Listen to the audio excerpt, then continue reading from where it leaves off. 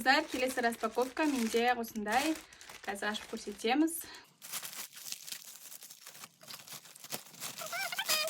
Бұл менің велосипедкам. Велосипедка деген білесіз, қыз балдар біледі негізі енді. Қазір қыс болып жатыр ғой, киюге оверсайз футболкалармен киіп алғанға. Енді қараңыздар, бұл мен велосипедканы Қазақстанда 4.000, 5.000, 6-7.000 шамасында енді көріп жүрмін. Ал енді қараңыздар, менің алған велосипедкамды.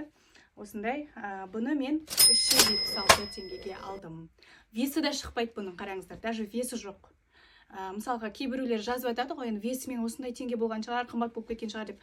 Қараңыздар, мынадай жеңіл заттардан вообще вес шықпайды.